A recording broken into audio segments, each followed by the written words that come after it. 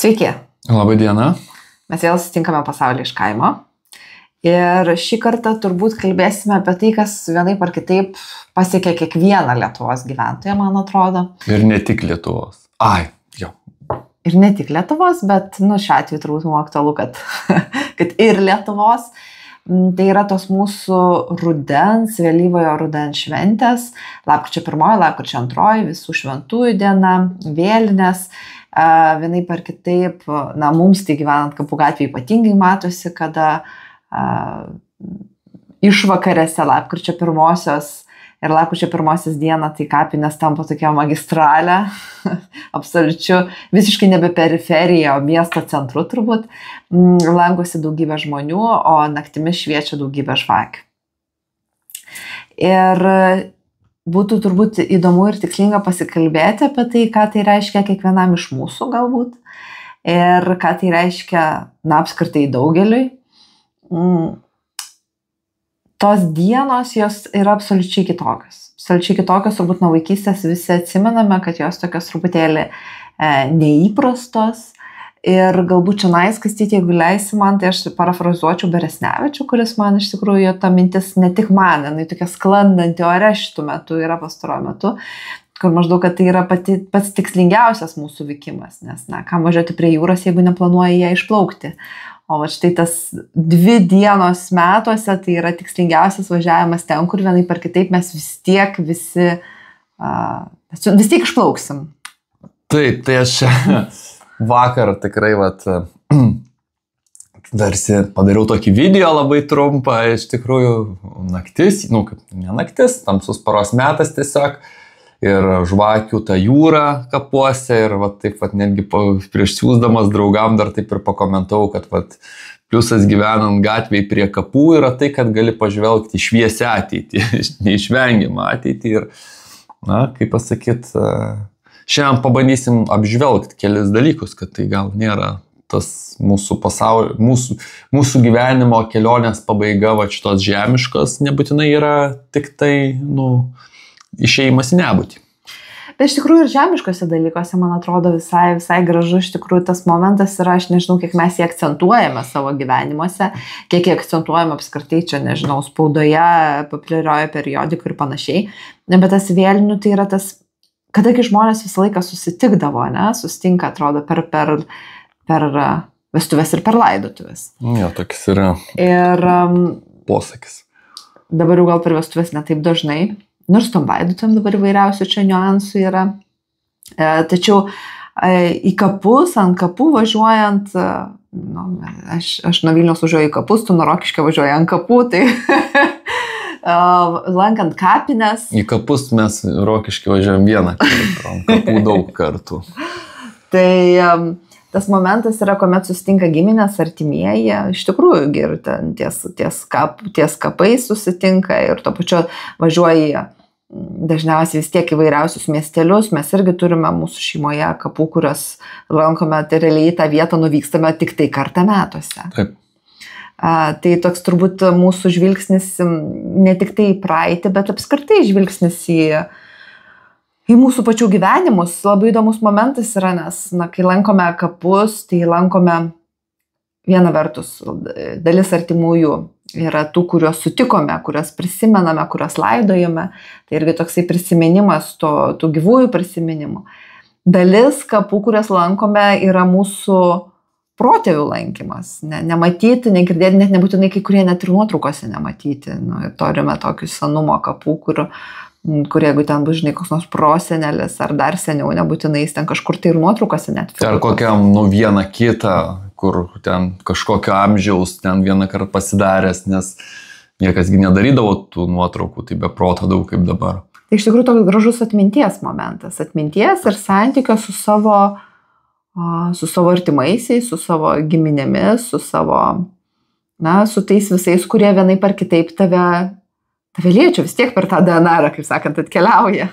Taip, tai kaip ir šnekėjom kažkurio iš mūsų laidų, man patinka, kad mes kartais taip iš tikrųjų referuojam į kai kurias buvusias laidas, reiškia, kad kažkokią gal nešam ir leitmotyvą, kad apie Abraomą šnekėjom, kaip tas palaiminimas ateina per vaikus ir tas toks paveldas tavo, kurio tu gal net ir nematysi, ir tie vaikai, kurie paveldės tą pažado žemę, ne, kaip Abraomui Dievas duoda kažkokią žemę, jisai ją ten įeina, gyvena joje kaip ateivis, bet tik tai jo vaikai ten, jo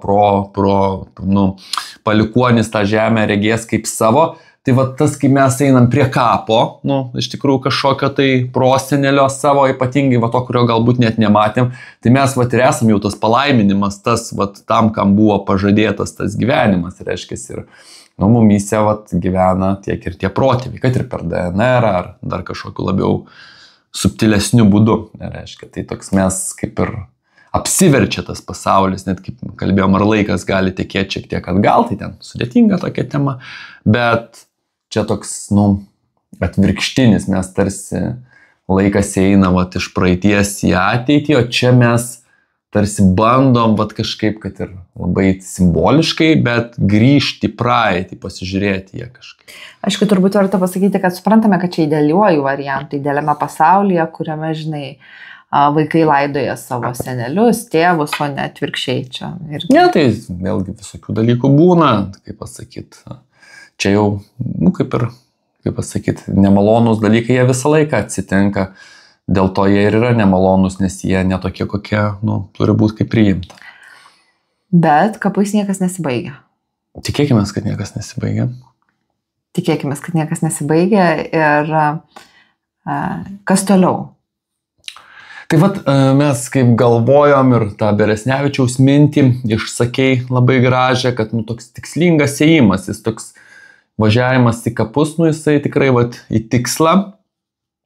Ir mes kaip vis tiek tikintis žmonės pagalvojom, kad šiai temai, šiai progai tokiai, jau kai mūsų laidelė išeis, jau kaip ir šventės bus pasibaigusios tikriausiai, bet galvojom, kad pašnekėti ir apie tą tokį mirusių prisikėlimo, reiškia, viltį tokią ir ką sako viduramžių filosofija, ką sako viduramžių scholastika, teologija apie būsimą žmogaus kūno prisikėlimą ir tą visą pilnatvę, nes kol kas šnekėjom apie Beresnevičių, apie tą tokį mitinį tokį dalyką, tą chtonišką, netgi gal šiek tiek dalyką, kad tas mirusiųjų pasaulis jisai kažkur yra ir skirtingos perspektyvos jį suvokia skirtingai. Mes daugiau norėtume gal iš šiandien kažkuria laidelės dalį skirsim pasižiūrėjimui, ką sako Tomas Akvinietis, koks bus tas mirusiųjų prisikėlimas ir visgi pagrindinė šventė, kaip mes suvokiam, visgi yra visų šventųjų.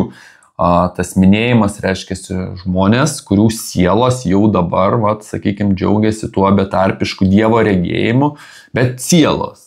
Tomas Akvinietis prie visų šventųjų labai dera. Taip, nes tai šventasis. Labai įdomu apie Tomą Akvinietį, nes popiežius, kuris paskelbė į šventuoju, kad taptum šventuoju, tai dabar nežinau, kuris popiežius, gal parašysim, komentarą parašysim, kuris popiežius, čia pačioj bėgančioje eilutė, bėgančios nemoku padaryti. Paprastą padarysim eilutę, bėgantį, man atrodo, ten mokama versija. Tai sako, kokiusgi stebuklus Tomas Akvinietis yra padaręs, nes, kaip ir šventajam, kad būt paskelbtų jau bažnyčio šventuoju, reikia būti padarius stebuklų. Tai popiežius tas, kurį vėl čia paminėsim, sako, kiek protingų intelektualinių įžvalgų padarė, tiek stebuklų ir padarė. Tai reiškia labai daug stebuklų, tada Tomas Akvinietis bus padaręs. Ir ką jisai kalba apie pašlovintą kūną? Tai mes dabar persikeliam į ne tik tai jau tą dalyką kaip pašlovinto kūno problematiką, tokia, jeigu gvildenant, mes persikeliam ne tik tai jau į tą būvį po mirties, kaip čia ir dabar, nes sakoma, kad po mirties yra tas toks individualus teismas, bet jo niekas nesibaigia, tai žmogus gali eiti rojų, skaistyklą arba, neduok dievę, bet gali eiti ir į pragarą. Bet tai nėra paskutinis teismas, tai yra individualus teismas ir šitą dalyką, pragarą, skaistyklą arba rojaus realybę išgyvena tik tai žmogaus siela. Tai po antrojo Jėzaus atėjimo, reiškia eschatologiniais laikais, tai yra po apokalipsės pasaulio pabaigos, kas apokalipsė neturėtų būti iš krikščioniškos požiūrio, kažkas tai neigiamo, nes tai kaip tik yra teigiamas dalykas, nes tu tada įžengi jau į tą galutinę, reiškia, šlovę. Nors populiarioje kultūroje šitas terminas yra įgavęs labai neigiamas konotacijas, kad kažkas blogo. Baig, tu visai neseniai mačiau anekdotą, kur pranašauja apokalipsę ir sako, stop being such an optimist. Tai va čia toks tikriausiai bažnytinis kažkoks tai anekdotas buvo, bet iš esmės tai, apokalipsė, kaip pasakyti, jinai įgavus ir tikriausiai dėl to, kad, tuos ir kapų lankymas Lietuvoje, tai ačiū Dievui dar, čia mes nukrypstam šiek tiek, bet man atrodo prasminga paminėti, kad, ir apokalipsės tas, įsivaizdavimas populiarioje kultūroje yra suvokiamas kaip kažkas blogo, nes baigėsi fizinis gyvenimas ir mes tiek įstrigę į tuos kūno ir tuos emocinius malonumus, o emociniai malonumai tai vis tiek yra kūno malonumai, vis tiek tai neuronai šaudo, čia yra kūniškas dalykas, kad mes nebegalim matyti arba nenorim matyti, ar tiesiog nebėra to tikėjimo, kad ir už mirties slenksčio gali būti kažkas prasmingo, gal netgi ir prasmingesnio. Bet čia toks apėjom tokį ratelį ir dabar gal grįšim prie pašlovinto kūno. Tai va, reiškiasi, kai vyksta galutinis teismas, galutiniam ne kai vyksta, bet tam galutiniam teismui keliasi mirusieji su kūnais. Tai labai svarbus dalykas, kad vėlgi mes čia kartais ir pakritikuojam tą kūniškumą, kaip tokį, kad čia tik prie kūno malonumų prisirišę ar emocinių, kaip ką tik tai sakiau. Bet kūnas yra svarbu, nes paskutiniam teismui keliasi visas žmogus. Reiškiasi, metafiziniai, ypač krikščioniškoje perspektyvoje svarbus yra visas žmogus. Tai žmogus ir kūnas, ir siela. Ir siela, ir dvasia, ir mes kaip ir sakėm, ir logosas. Tai reiškiasi, ir kūnas, ir siela, ir dvasia kaip, reiškiasi, šventosios dvasios veikimas, ir logos kaip pats aukščiausias tas, reiškiasi, teozė, sudievinimo laipsnis. Nes, kiekvienas žmogus, bažnyčios narys, bet tikriausiai kiekvienas žmogus savo potencialę yra Kristaus kūno narys. Reiškia, tai jis yra, Dievo kūno narys, reiškiasi, sudievintas, teozė. Nes šventas Paulius rašė, kad visas Kristus tai yra Kristus ir bažnyčia. Ir čia toks įdomus dalykas. Bet čia jau ne tik po prisikėlimo, bet jau ir dabar šitam dalyke žmogus yra dalyvauja, jis dar to nemato, nejaučia su tom juslėm, nes juslės yra ribotos, o po mirusių prisikėlimo juslės jau nebus tokios ribotos, sako Tomas Akvinietis. Ir tai yra geras dalykas. Ir mes tą dalyvavimą, buvimą Dievo kūno nariais, reiškia buvimą pačiam Dievo kūne, pačiame Dieve, galėsim matyti betarpiškai, kuris dabar yra toks biškai pridengtas. Bet jis jau yra. Gerai, Kastyti, bet žmonės miršta skirtingų amžių. Miršta dėja, bet miršta ir maži vaikai, ne tik tai senoliai. Aš, pavyzdžiui, pagalvoju, dar mažas atsikelsi, tai dar gal nieko prisikėlimas, bet atsikelti ant kokių 90 ar 100 metų. Menkas džiaugsmas. Labai įdomu, nes Tomas Akvinietis iš tikrųjų sako du tokius dalykus ir mes, aišku, iš šiuolaikinės jau mąstymo perspektyvos galėtume sakyti, kad šitie dalykai kaip ir nėra suderinti, bet aš manau, kad tas nesuderinamumas, jisai žiūrint Dievo šviesoje, jeigu mes vis tiek įsivaizduojam, kad Dievui nėra nieko neįmanoma arba kad metafizinė ta realybė pasaulis yra šiek tiek tobulesnė negu mūsų, nes mūsų realybė objektyviai yra netobula, nes visų pirma, tai, kad mes baigsimės kažkada, tai jau yra netobula, o aš jau nekalbėsiu apie skurdą, karus, ten vandens trūkumą ir kanalizacijos nebuvimą, ten milijonam žmonių kur nors ir panašiai. Tai labai įdomu, tu paklausai tokio klausimo, sako, kad angelai iš tikrųjų bus tie, kurie reiškiasi teismo, paskutiniojo teismo proga, to visuotinio paskutinio teismo proga, kuris vyks po antrojo Jėzaus kūrinių, asmeniškai kiekvieną tavo atomą, atomą tai ne taip, kad nesuvokim, bet tą pačią smulkiausią tavo dalį, mes gal net ir nežinom, kokia dabar yra pati smulkiausia, ten dabar jau yra subatominės dalelės, bet angelai jas suneš, reiškiasi, kad ir kur bebūtų tas atomas, kas jam bebūtų atsitikę, neįmanoma taip jo, reiškiasi, kaip pasakyti, Dezintegruoti, būtent šitą žodį ir norėjau pavartoti. Neįmanoma taip dezintegruoti kūno, kad paskui angelai, kurie puikiai žino visą materiją, jo paskui nesurinktų. Ir tada kūnas būna sujungtas, reiškiasi, su siela. Bet koks kūnas? Klausiu, jeigu ten 100 metų žmogus, tai irgi gal ir nemalonu būtų kažkaip.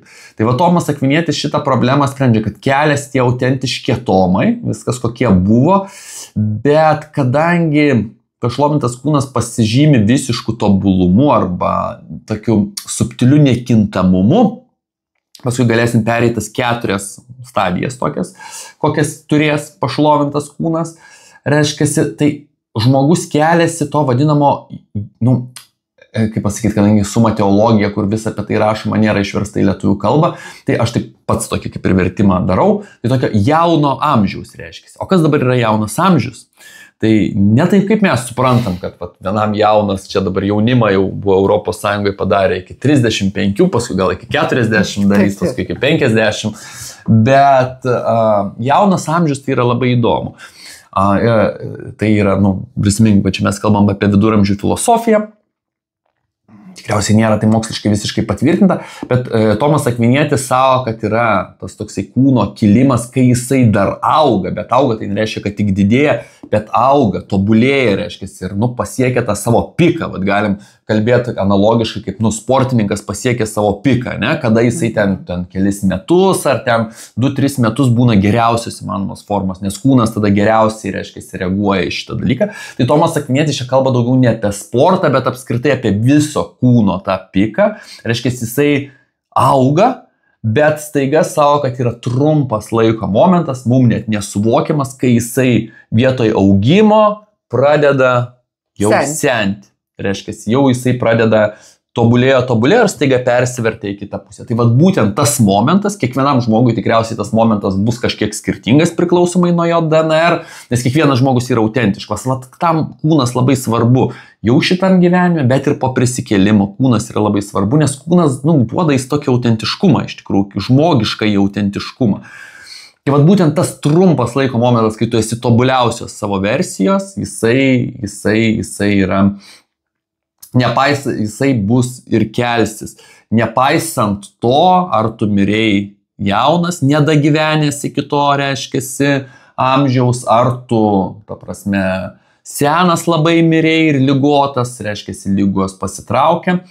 O tas potencialas būti tuo tobuliausiu yra nepriklausomai, kada tu mirėjai. Tas būtent potencialas yra išpildomas ir jisai yra su tais atomais. Dėl to mes ir nekalbam apie atomus, tuos tik tai tokius, kokius mes žinom, bet tikriausiai yra kažkas subtiliau šitam visam epizode. Tai aš manyčiau, kad čia tokia pakankamai gera žinia. Ir aišku, kadangi krikščioniška tradicija, tai kaip Jėzus buvo nukryžiuotas, kas spėjama, kad tai galėjo būti tarp 33 ir 38, įvairiai yra tas gyvenimo tarpsnis, tai maždaug ir manoma, kad tai tame tarpe ir gali atsitikti tas kūno prisikėlimo amžius būti. Tomas Akvinietis taip pat kalbėjo, netgi išskyrė tam tikras pašlovinto kūno savybės, taip jis labai gana preciziškai apie tai daug rašė. Tai Tomas Akvinietis viską darė preciziškai, iš tikrųjų labai Aristotelio filosofiją integravo į krikščionišką mokymą, tą tokį metodą, kas mums dabar skaitant dvejopai žiūrisi. Viena vertus gal kažkiek sausa, norėtųsi kažko daugiau tokios, kaip kokio emocijos. Arba taip, kaip kokį Šventą Augustiną, kas seniau buvo skaitant, tai jaučiasi toks poetinis, o čia jau toks mokslinis, toks sustruktūruotas, taip Tomas Akvinietis.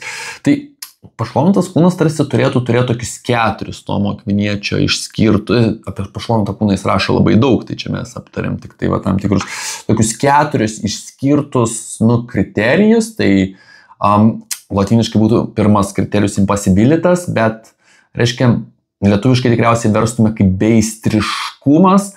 Tas beistriškumas reiškia daugiau susijęs su tuo tokiu tobulumu, kad pašlovintas kūnas nebežino kančios kaip tokios, kaip mes susidurėm žemėje. Tai čia daugiau su tuo yra. Toks tobulumo laipsnis, kai tu nejauti tos vadinamos kančios. Galėsiu šitą paskui pratęsti. Tada kitas yra subtilumas, tai subtilitas. Ir čia yra daugiau kalbama apie santykį tarp kūno, to pačio kūno, kuris kelsis, ir sielos, nes dabar sakoma, kad mūsų čia žemėje gyvenančių iš to ir blogis daug kas kyla, ir nežinojimas, ir pasimetimas tas visas, ir skausmas, sunkumas yra tas, kad mūsų visų sielos nėra sujungtos, reiškia, su kūnu taip, kaip jos turėtų būti sujungtos. O dar kadangi turim ir tą pirmąją nuodėmę Adomos ir Ievos, tai dar įeina ir ta nuodėmė, ir tas sąsaja, mes tą sielą turim, jinai mus veikia, padeda veikti dvasiai, reiškia, mūsų kūnus, bet tai nėra užtikrintas veikimas. Tai sakykime, pašlovintas kūnas bus subtilus, o subtilus, reiškia, sielos ir kūno jungtis yra, tokia... Derant. Visiškai, suderinta. Kitas dalykas yra judrumas, nes žmogus, jeigu link architektūros, grįžti, pavyzdžiui, Frankas Lloydas Wrightas, apie kurį daug šnekėjom, kalbėdami apie mažą miestą, labai įdomiai savo tokiam veikale Disappearing Cities arba nykstantis miestai. Nykstantis miestai, čia jisai turėjo kažką panašaus kaip ir mes, kai šnekame, kad vėl esame pasaulyje iš kaimo, kad miestai turėtų kažkiek mažiau augti, o didėti kaimai ir maži miesteliai. Tai būtent tas Disappearing Cities, tai reiškia, ne tai, kad jie iš esmės nyksta. Tai jisai sąja, kad žmogus yra tarp labai stipriam tokiam santykiui tarp klajokliškumo apskritai kaip tokio ir labai didelio sėslumo. Ir tai būdinga ne kažkokiam skirtingom kultūrom, kad jie sėslus buvo labai seniai, o jie ten, sakykime, klajokliai, bet apskritai kiekvienam žmogui. Tai judumas kaip toks, nors tu gyvensi rojui, naujojo Jeruzalėje ir tavo tas pagrindinis užsiėmimas ir visa palaima yra ta, kad tu matai Dievą, tai reiškia kito malonesnio dalyko negali būti, tai vis tiek yra kažkoks veiksmas, yra kažkoks judėjimas, yra kažkoks veikimas. Tai savo, kad tas judumas, Tomas Akvinietis savo, kad jisai bus toks judėjimas tarsi be pastangų ir jeigu taip paaiškinti, jeigu aš noriu nusigauti iš vienos vietos į kitą, tai aš tarsi sklendžiu, tarsi plevenu, tarsi judu be pastangų ir pats judėjimas, nėra kalbama apie ten, kokiu greičiu judėsi, kaip kokia mašina, koks maksimalus greitis. Čia, taip, reikėtų vis tiek subtiliau vertinti, bet tai yra tas be pastangų ir jeigu aš noriu atsidurti iš čia arba kitur, tai nėra to, jeigu dabar aš noriu iš Šiluvos nuvažiuoti į Kauną, tai jau valandą su viršum, tai kaip minimum jau čia esu. Tai ir čia tavo tik kūno neužteks. Jo, ir čia kūno neužteks, bet pats yra tas vėlavimo momentas. O čia tam judume taip tu eini tarsi, bet nėra to vėlavimo momento. Suprantat, laikas yra panaikinamas, su tokiam vietoj laiko gyveni tokiam avernitas realybėj, kur yra tik tai nebeseka, bet yra kaita būsena. Tai taip trumpai ir aiškumas ir aišku dar judumas, jis irgi dar savo, kad ten gali eiti, pavyzdžiui, pasidaryti šiek tiek ne fizinis, tas kūnas gali šiek tiek būtų dvasinis. Jo. Tai čia šiaip visi šitie dalykai yra grindžiami švento rašto, reiškia, tai Jėzaus atsimainimu, kaip jisai pasirodo su šventaisiais, jo prisikėlimu, tai čia viskas reiškia. Ir paskutinis ketvirtas būtų aiškumas arba švytėjimas. Reiškia toks ontologiškai nebūtinas dalykas, nes visi, reiškia, pašlovinti kūnai švyti. Pagal tai jie švyti, jų tas švytėjimas yra intensyvus tiek, kiek jie sugeba reflektuoti Dievo šlovės rojų. Tai taip, jeigu trumpai 4 tokie būdai, reiškia, beistriškumas arba impasibilitas lotyniškai būtų subtilumas, judrumas ir aiškumas. Kaip pagalvoju, Tomas Akvinietis tikrai daug dėmesio skiria apskritai kalbėjimui apie pomirtinį gyvenimą. Taip, sumoje teologija, jeigu taip procentaliai žiūrėt, gal ir nėra tada jau toks didelis tas procentas, bet labai išsamei tai pasakyta nuo pat, reiškia, tokio kaip labai išaiškinta, kaip čia tai buitiškai pasakysiu, nuo Adomo ir Ievos. Tas prisikėlimo visa logika. Ir jeigu taip skaitai Tomą Akvinietį ir taip sugebi į tą sudėtingą kalbą įsikirst, reiškia, kaip ir jinai, reiškia, neužtenka anglų ar ten lotynų kalbą mokėti, bet reikia dar ir to, kaip pasakyti, kalbos pobūdį, kaip kalba šventas Tomas Akvinietis mokėti, tai tada, lengvai pradeda skaitytis ir pasidaro, kad tikrai, kaip jis sako, taip ir yra, nes kitaip tiesiog negalėtų būti. Aš galvoju, turbūt ir dar būdinga, tai gal net savotiškai viduramžiams toks labai natūralus mąstymas apie mirtį. Apie mirtį ir kas po jos. Nes dabar, aš tiesą sakant, drįsčiau abejoti ir mes šiuolaikinėje visuomenėje natūraliai mąstom apie mirtį. Mačiau netgi vieną tokią mintį, kad vieno kunigo berods kad net šitą kremavimas kūnų, jisai irgi rodo mūsų mirties baimę. Nu, tai yra, kad nematyti lavonų iš esmės, tu žinai, matai tik tai gražią urną ir nematai to negyvo kūno. Nėra, žinai, to tokio budėjimo, tų 3 parų po truputėlį gal nebelieka, žinai. Ne tai, kad visur absoliučiai, neabsoliutina, bet, na, yra tos tendencijos vis tiek, kaip yra gyvenimo tendencijos, taip yra ir laidojimo tendencijos. Tai laidojimas čia gyvenimo tendencija, ne mirties. Jo, bet turbūt apskritai kalbėti apie mirtį yra tarsi kalbėti apie tai, kas yra nemalonu. Jo, ir man patiko tavo šitą mintis dėl urnų, dėl panašiai. Ir vėlgi taip mes, kaip pasakyti, bandydami mirtį, kaip pasakyti, apeit, užtinkuot kažkaip, tai kažkokiu makijažu tokiu, vat, kad ir būtent nematyto mirusio žmogaus, kuris, vat, kiek man teko matyti, biškai kitaip atrodo, nu, negu kaip ką tik tai, kai buvo gyvas, nu, nes labai ten priklauso, nu, kaip jį ir paruošia, reiškia, ir visą ką. Matai tą aišku pokytį ir, nu, galų gale matai, kad žmogus jau nebegyvas. Bet aš sakyčiau, kad visos tos ceremonijos, kai, vat, sakykime, užkala jau tą grabą ir panašiai, jos, nu, yra žmogui psichologiškai gerai. Ir nekalbu apie tą banaliausią dalyką, kad tu susitaikai su netektim, kas irgi yra labai svarbu individualiam gyvenime. Bet aš manau, kai tas mirties toks natūralumas, kai tu matai, nu, čia natūralu reiškia. Nes aš dabar, vat, ir mes atsimeni kažkada prieš tai šnekėm, kad vat, vaikų mažų nebeveda prie nabašniko, kaip sakoma, kad netraumuoti ten ir panašiai. Bet kai mes nematom, kad mes baigiamės ir vat, kad kažkaip gyveno čia, pavyzdžiui, Bočius, ne kažkoks senolis, jisai mirė ir jo daugiau čia žemėje nebus. Nu, tikėkime, kad jisai bus su pašlovintu kūnu, kad jo siela jau yra kažkur danguje ir kad jisai kelsi su pašlovintu kūnu ir tikėkime, kad eis į Naująją Jeruzalę, o ne kažkokią nebūtį. Bet žemėje jo nebus kurį laiką ir, nu, tu matai, kad va, tu atsakingas už tradiciją, už, reiškia, testinumą, už savo giminės, už savo, reiškia, šeimos tradiciją, už tautos galų gale tradiciją, kad yra ne tik ekonomika, taip tai yra svarbu, kad yra ne tik tai va, greitas gyvenimo būdas, globalizacija ir panašiai, bet tu va, esi dabar čia atsakingas, jo nėra, reiškia, aš turiu užimtą vietą, reiškia, nu, kažkiek. Tai man atrodo, kad tas mirties toks, nu, ai čia nekalbėsi. Čia kažkaip, čia nemalonu, nu, tai vis tiek mirsim, tai kam čia tada? Tai aš nesakau, kad tai turi būti, žinai, gyvenimo ašim. Nemanau, kad Egipto ten faraonai ir kilmingieji žmonės jau tikrai labai teisingai darydavo, kai didžiausius ten statydavosi nekropolius ir nu, ten įvairiausius piramidės, mastabas ir visus kitus tipologinius objektus mirčiai. Nemanau, kad tai yra gerai, bet tas pats suvokimas laikinumo žemėje ir galbūt amžinumo danguje, aš manau, kad neverta jo bijoti šitų temų, kaip pasakyti, ir kartais vat, būtent progom, kaip vat, kad ir šitą galima kažką pašnekėti, jo lab, kad va, mes tai dabar čia ir kažkokio optimizmo bandom, nes mes sakom, kad čia dar tik tai dar geriau, kaip čia Jėzaus Teresėlė, man atrodo, kaip mirdama, nors ir jauna mirė, sako, aš nemirštu, aš sako, vat, kaip tik žengiu į gyvenimą. Aišku, čia jau reikalingas specifinis tikėjimas, čia jau ne kiekvienam.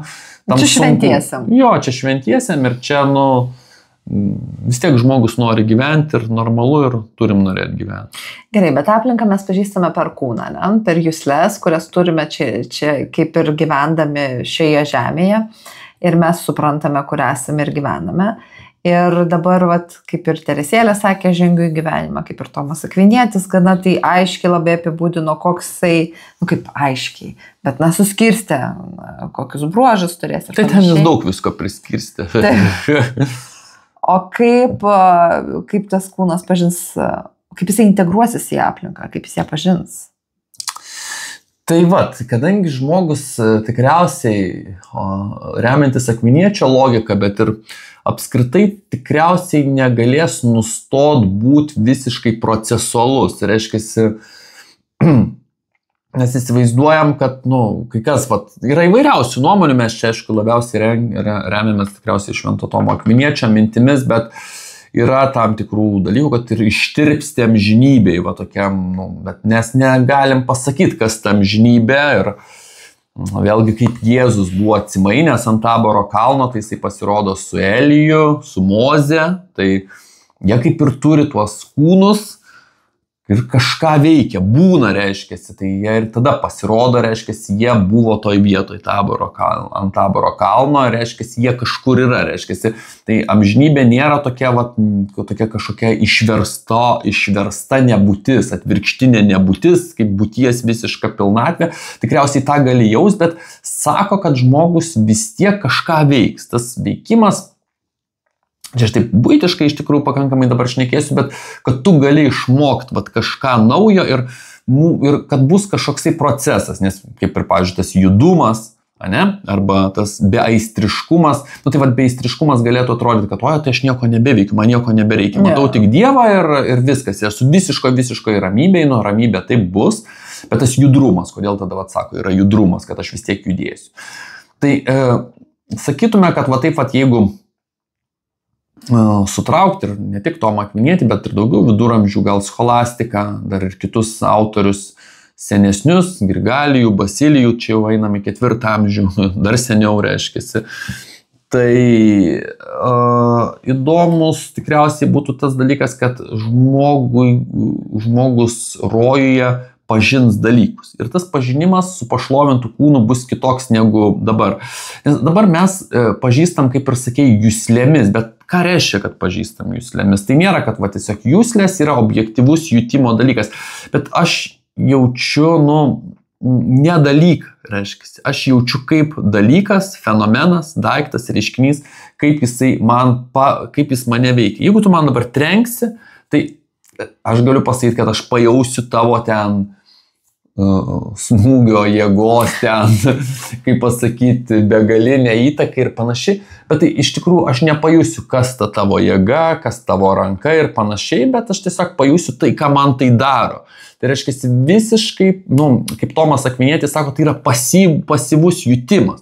Reiškia, jeigu mane apdegins ugnis, aš žinau, kas yra ugnis tik dėl to, kad jinai paveikė, mane nudegino, reiškia. Bet ugnies esmės, kas yra ugnis savaime, aš nežinau vis tiek. Taip, aš žinau, kad mane apdegino, taip aš žinau, kad karšta, taip sako, vaikas turi nusideginti vieną kartą, kad žinotų.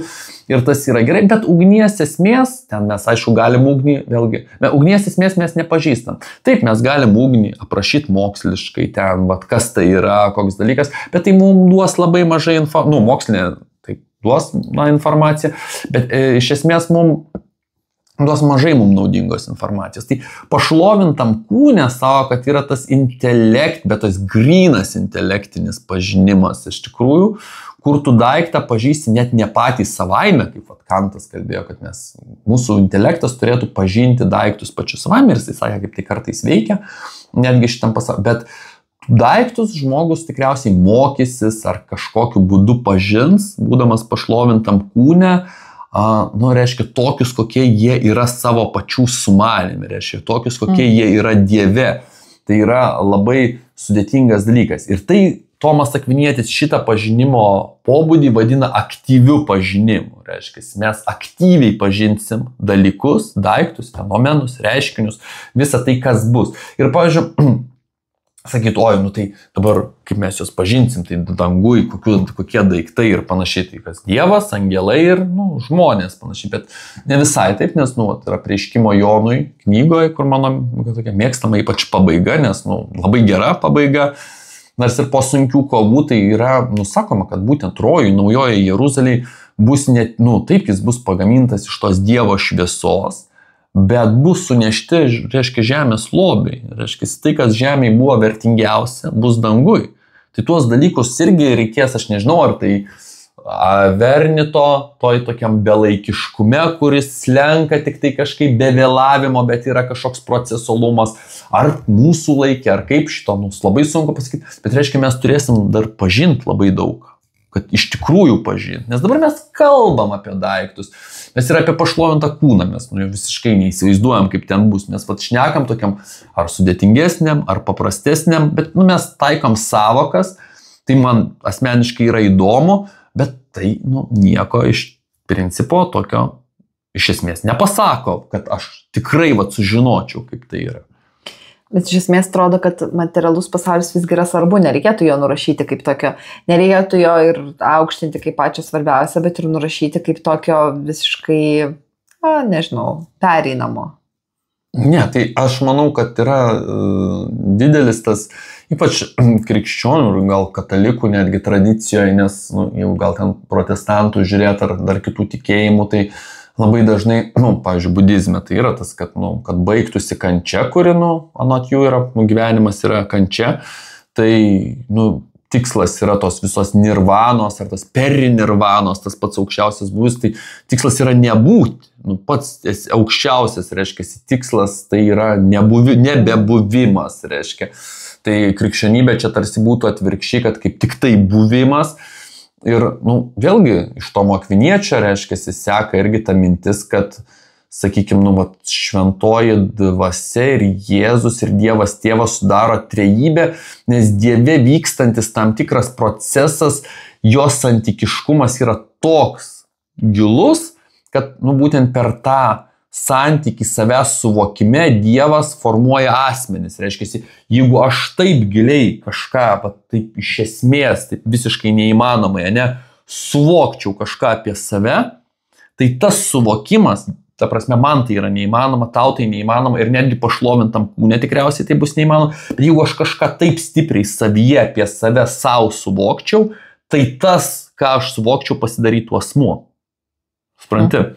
Tai čia toks, kaip sako, ten ar islamas, ar irgi kitos religijos, kad trejybė, tai čia yra kaip trys dievai, politeizmas ir panašiai. Tai nieko panašaus, tai yra procesualumas, nekintamas procesualumas, tai yra kažkas tokio gilaus. Ir dabar žiūrėkit, kas yra sakoma apie tai, kad, jeigu šventoji dvasia, tarsi teka iš Dievo kaip ta begalinė meilė, reiškia, tai logosas, Jėzus, kurio įsikūnijimas turėjo būti numatytas prieš sukuriant kūrinyje, nes, Dieve kaip ir nėra laiko, tai reiškia mintis apie žmogų, apie žmogaus sukūrimą ir reiškia apie Jėzaus įsikūnijimą buvo amžinai. Tai jeigu šventoji dvasia tai yra kaip meilės, tokia išraiška, begalinė Dievo meilė yra tokia begalinė, kad jinai suformuoja asmenį ir tai yra šventoji dvasia kaip asmuo. O Jėzus yra begalinis Dievo esmės, tas sūniškumas, aš taip suvokiu savo esmę, kad ta esmė tampa manim pačiu ir aš viską jai dovanoju, reiškia, tėvas gimdo sūnų, be galo, reiškia, tas procesas. Tai sūnus, logosas yra Dievo principas, o jis įsikūnyja, reiškia.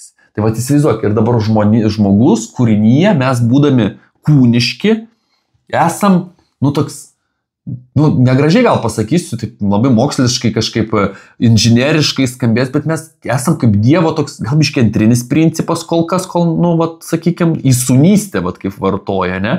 Nes jeigu Jėzus kūnų yra kaip Dievo principas, dvasia kaip meilė, o mes, vis tiek turim tą Jėzaus išvaizdą žmogišką, kurią jisai prisima.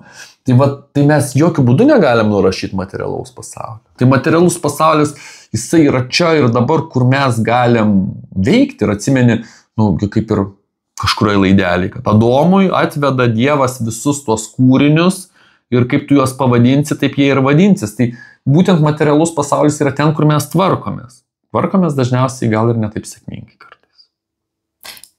Alakučio pradžioje materialus pasaulis mums kartais susitelkia tarp materialaus ir nematerialaus, tai yra ta akimirka kapuose, degant ar nedegant žvakeles.